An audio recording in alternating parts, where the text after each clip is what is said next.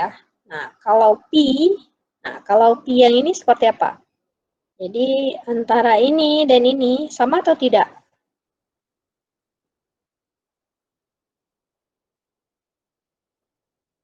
Ada yang jawab? Sama atau enggak nih? Kalau pada kondisi yang pertama, kita anggaplah ada P-nya B1, B2, dan seterusnya. Baru kemudian kita memilih P A1, A2, dan seterusnya. Nah, apakah sama kalau A-nya dulu yang dipilih, baru kemudian B-nya? Sama, Bu. Sama atau? Hah? Sama, Bu. Sama kayaknya. Ya, Bu. Yang lain? Gak ada yang jawab nggak sama? Oke, saya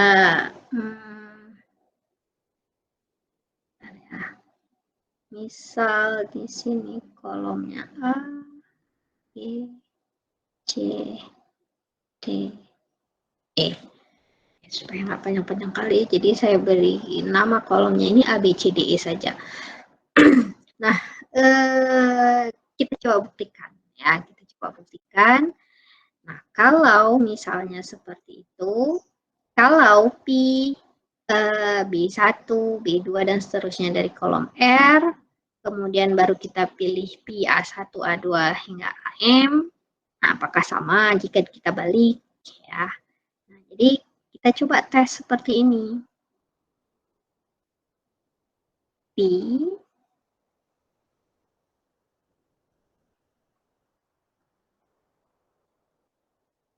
A B C dari tabel R. Susah kali tulisnya. Kemudian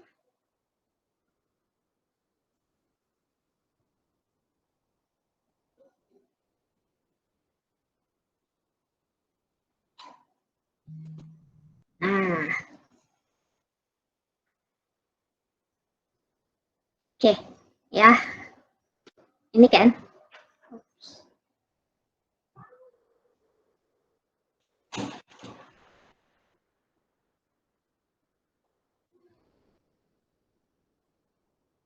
Nah, ini ya. Jadi nih sini anggapannya yang bagian B1 nih ini adalah A, B, C. Kemudian yang A-nya ini adalah PAB. Nah, maknanya apa di sini? Berarti yang pertama kita pilih di sini kolomnya adalah A, B, C ya. Dari hasil tersebut kita akan memilih kolom A, B. Paham? Sampai sini dulu paham maknanya? Paham, Bu. Ya, oke. Nah, sekarang kita balik ya. Nah, sekarang kita balik P, A, B, C, B, A, B, susah banget.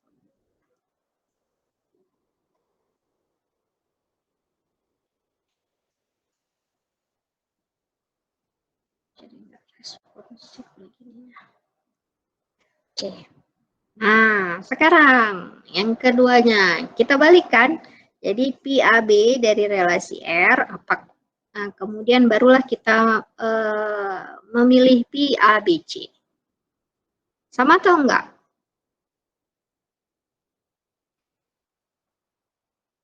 Ayo coba pikir.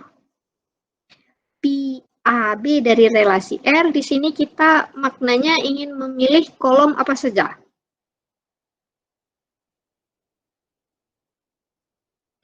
A dan B. A dan B. Oke ya. Jadi A dan B. Berarti di sini yang kita pilih hanya A dan B saja. Makna A dan B saja, C, D, E-nya itu nggak kita pilih lagi. Berarti hasil dari ini, ya hasil dari pernyataan ini, itu hanya kolom A dan B. Nah, kemudian berikutnya kita pilih kolom P, A, B, C. Bisa nggak kita lakukan? Enggak, Bu. Nggak bisa. Kenapa nggak bisa? Beda jumlah kolom. Ya, beda jumlah kolom. Habis itu ini ya, bukan hanya jumlahnya ya. Ini yang paling penting, C-nya. Ada nggak hasil C pada P yang sebelumnya ini? Tidak ada, Bu. Nggak ada. Nah, nggak ada. Jadi kalau kita lakukan seperti ini ya malah sebetulnya nggak ada hasil. Ya, jadi sebetulnya kondisi yang P ya, P kalau kita balik ya nggak sama. Walaupun nanti bisa saja ada kondisi yang sama. Apa maknanya kondisi yang sama? Ya, misal seperti ini ya. Nah, ini kalau dia akan berlaku sifat identitas kalau seperti ini. Misalnya P B A R. Nah, ini kalau kita balik, ya sama aja. Misalnya kita balik jadi B A, kemudian P A B R. Oke, ya. Jadi kalau kondisi seperti ini baru betul sama. Tapi kalau kondisinya seperti yang saya kasih contoh pada yang pertama ini, ya tidak sama.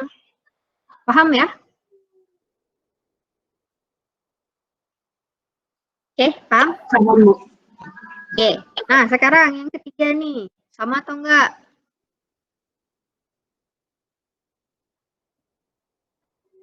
Jadi apakah kalau kita lakukan selection terlebih dahulu, kemudian kita lakukan projection, itu sama dengan kita lakukan projection terlebih dahulu, baru kemudian kita select?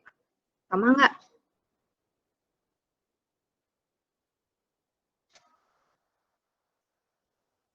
Ada yang bingung? Atau tambah bingung?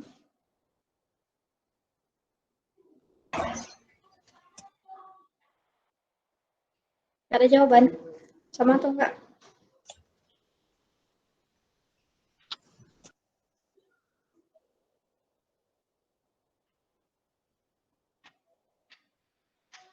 Nggak ada yang nanya, berarti kan udah jelas ya. Ini waktu saya tanya kok nggak tahu jawabannya apa.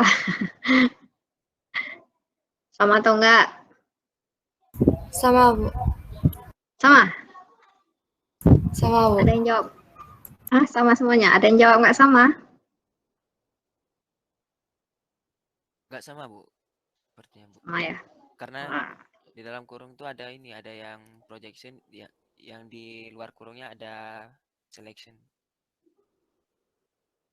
Oke, nah sekarang kan, misalnya, aduh, pulpen ini saya udah kurang bagus jadinya agak susah. Oke, misal, nah ini pernyataan yang pertama dia select dulu. Ya, dia select datanya, kemudian baru diproyeksikan. Nah, pernyataan yang kedua, proyeksikan terlebih dahulu, baru kemudian di-select.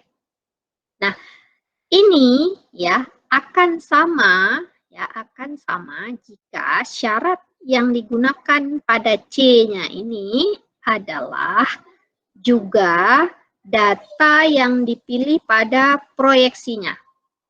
Paham maksud saya? Saya kasih contoh berdasarkan ini aja ya.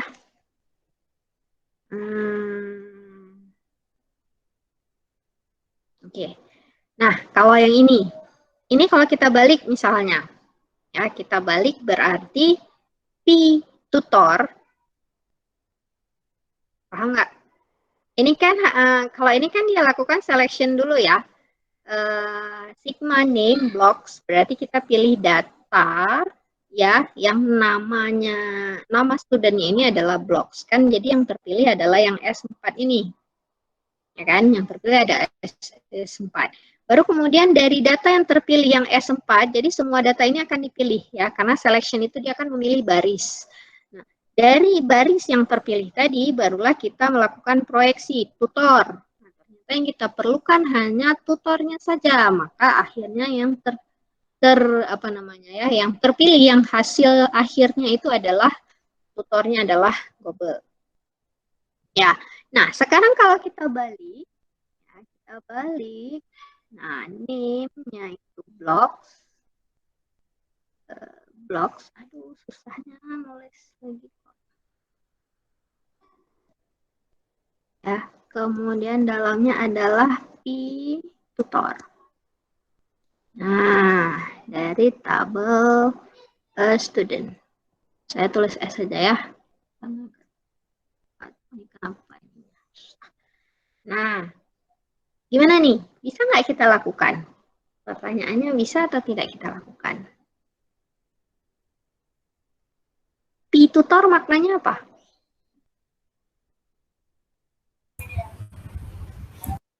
Pilih kolom tutor, Bu. Pilih kolom tutor, ya kan? Pilih kolom tutor. Berarti hasil dari P-tutor yang kita pilih itu yang ini saja.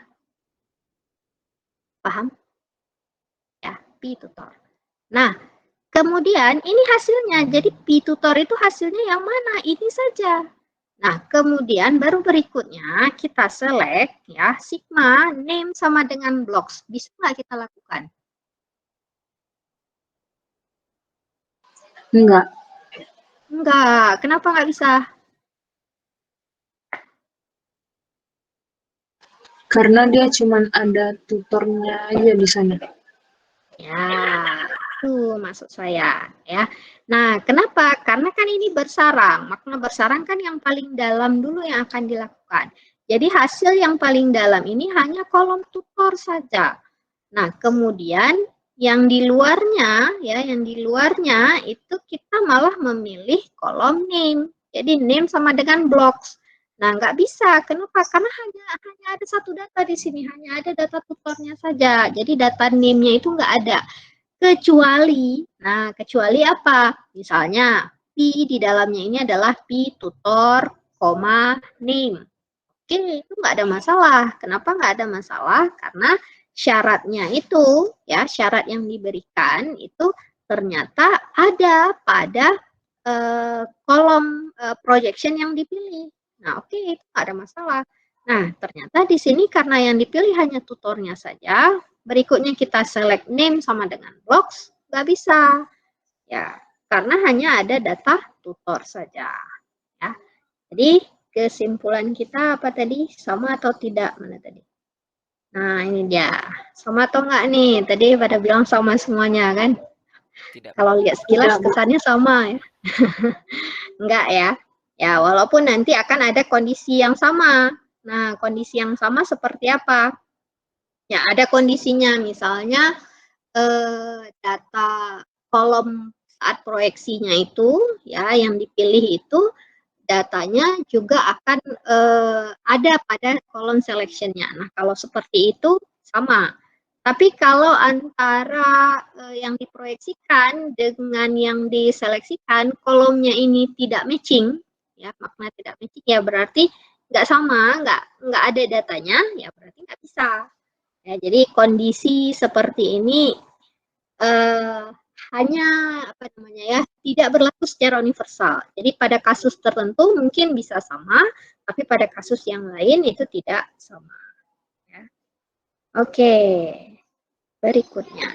Nah, berhubung nggak ada yang nanya, saya nanya nih ya latihannya ya. Jadi di sini ada latihannya, ada tabel student dan tabel teach di sini. Tabel teach ini siapa pengajarnya ya, jadi siapa lecturer yang mengajar untuk setiap mata kuliah dengan course number-nya ini. Nah sekarang ya bagaimana caranya kita membuat aljabar relasionalnya ya. Jadi yang pertama semua staf yang merupakan dosen atau tutor. Jadi stafnya itu dia dosen, dia juga tutor. Gimana caranya? Apa yang terpikirkan? Berarti data apa yang kita perlukan?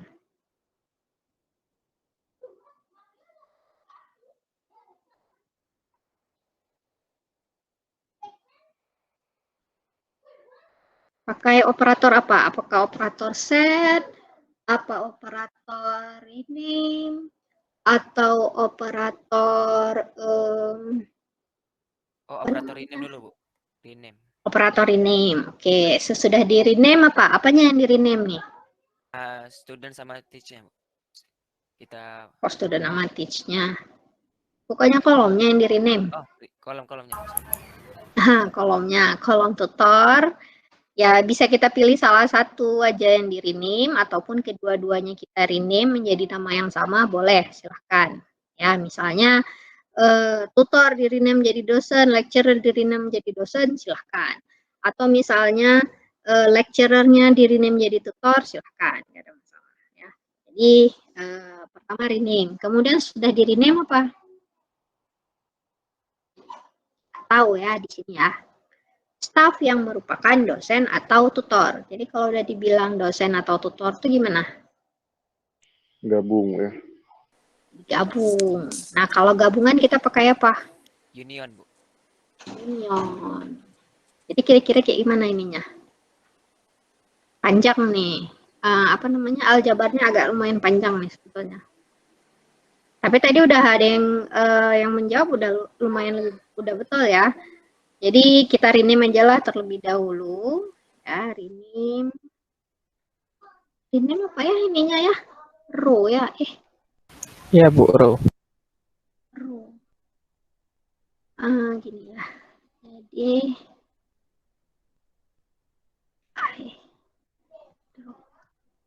row. Kenapa? Hai, tutor kita rename jadi mana caranya? Udah lupa sendiri saya lupa mana rename. Rename ke arah sini berarti ya. Oh, tanda panahnya ke sebelah sini. Saya kirain ke sebelah sana tanda panahnya. Oke, dosen. Atau kita ubah keduanya jadi dosen aja ya. Jadi tutor. T aja lah ya. Kita ubah jadi D, dosen. Aduh, susahnya. Dari tabel, student. STU aja saya tulis. Ya, kemudian diapain? Digabungkan ya, atau ya. Atau row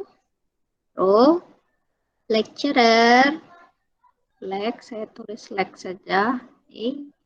Tapi nggak boleh aja ya sebetulnya. Salah sebetulnya kalau tulis aja. Tapi ini karena pulpen ini saya agak sedikit bermasalah nih, susah jadinya tulisnya.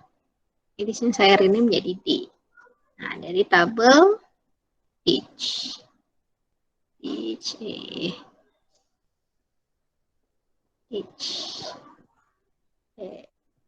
Kok ada kelebihan tanda kurung nih kayaknya. Nah, seperti itu. Sudah bisa dipahami? Bisa. Ada yang bertanya? Bisa. Oke. Nah, sekarang yang kedua, semua staf yang merupakan dosen dan juga tutor. Gimana tuh? Pertama-tama di rename, setelah itu pakai operator set intersection, Bu. Intersection. Oke, irisan ya. Iya, Bu. Dan ya. Ya, dan. Jadi dia juga dosen, dia juga tutor. Berarti kedua-duanya sekaligus. Oke, betul. Yang ketiga, semua staf yang merupakan dosen tapi tidak menjadi tutor. Pakai Dikurang operator ya. different. Ya, difference. Difference-nya yang data student dikurang dengan teach atau teach dikurang dengan student? Data dosen dikurang tutor, Bu. Itulah tabel tabel teach berarti ya. Kebalik nih ya, berarti ya. Berarti di sini adalah tabel teach-nya ya, dikurang dengan tabel student. Tabel student. Ya, jadi jangan kebalik. Kalau student yang dikurang dengan teach berarti nanti adalah kebalikannya ya. Jadi dia tutor tapi dia bukan lecturer. Jadi maknanya udah jadi sebaliknya. Nah, kalau dosen tapi dia tidak menjadi tutor berarti yang kita pilih hanya dosen saja tapi dia tidak menjadi tutor. Berarti maknanya yang di sebelah kiri ya, yang sebelah kiri itu berarti kolom dosennya ini ya, lecturer dari table teach dikurang dengan data tutor yang ada pada tabel student. Oke, ya ternyata sudah bisa dipahami. Ada lagi yang ingin bertanya?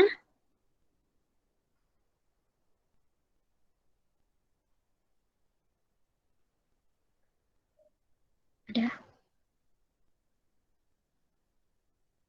Oke, baik, kalau memang tidak ada lagi pertanyaan, boleh kita pada hari ini singkat memang ya, berhubung puasa nggak apa-apa, singkat-singkat aja. Saya akhiri di sini.